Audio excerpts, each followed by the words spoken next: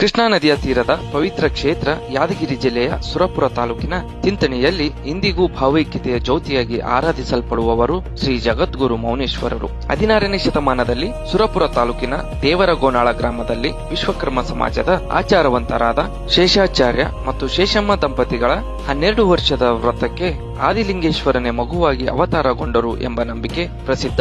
ಬಾಲ್ಯದಲ್ಲಿಯೇ ಪವಾಡಗಳಿಂದ ಗುರುಗಳ ಅಹಂಕಾರ ಶಮನ ಮಾಡಿ ಮುಂದೆ ಹಸಿದವರಿಗೆ ಅನ್ನ, ಸಂಕಷ್ಟದಲ್ಲಿರುವವರಿಗೆ ಕೈ ಹಿಡಿಯುವುದು ಧರ್ಮ ಎಂದು ಉಪದೇಶಿಸಿದರು.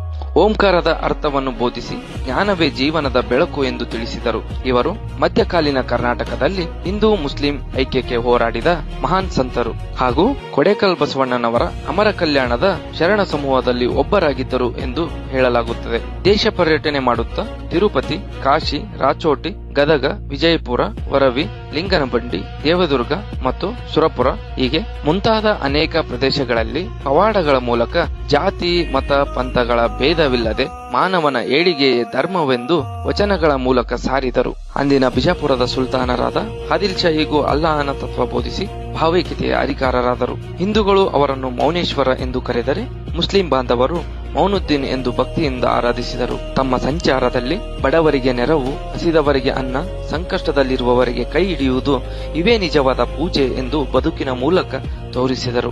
ಅಂತಿಮವಾಗಿ ತಿಂತಣಿಯಲ್ಲಿ ನೆಲೆಸಿ ಬೋರ್ಗರೆಯುವ ಕೃಷ್ಣಾ ನದಿಯನ್ನು ಗಂಗಾ ಮಾತೆಯ ಆಜ್ಞೆಯಿಂದ ಶಾಂತಗೊಳಿಸಿ ಕೋಣನ ಗವಿಯಲ್ಲಿ ಕುಳಿತು ಸಾವಿರಾರು ವಚನಗಳು ಮತ್ತು ನೂರಾರು ಭವಿಷ್ಯವಾಣಿಗಳನ್ನು ಬರೆಯುವ ತಪಸ್ಸು, ಭೇದ ಭಾವವಿಲ್ಲದ ಮಹಾಪ್ರಸಾದದ ಸಂಪ್ರದಾಯ ಇವೆಲ್ಲದರ ಮೂಲಕ ಈ ಕ್ಷೇತ್ರವನ್ನು ಪುಣ್ಯ ಕ್ಷೇತ್ರವನ್ನಾಗಿ ರೂಪಿಸಿದರು. ಭಾರತ ಹುಣ್ಣಿಮೆ ಎಂದು ಶಿಷ್ಯರಿಗೆ ಭವಿಷ್ಯ ನುಡಿದು ಪೂಜಿ ಮತ್ತು ಚಪಗೊಡಲಿ ಹಿಡಿದು ಗವಿಯನ್ನು ಪ್ರವೇಶಿಸಿ ಜ್ಯೋತಿ ರೂಪದಲ್ಲಿ ಲೀನರಾದರು.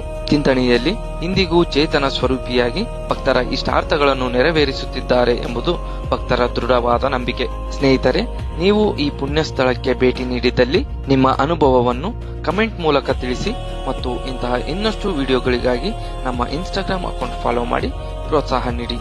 ಧನ್ಯವಾದಗಳು.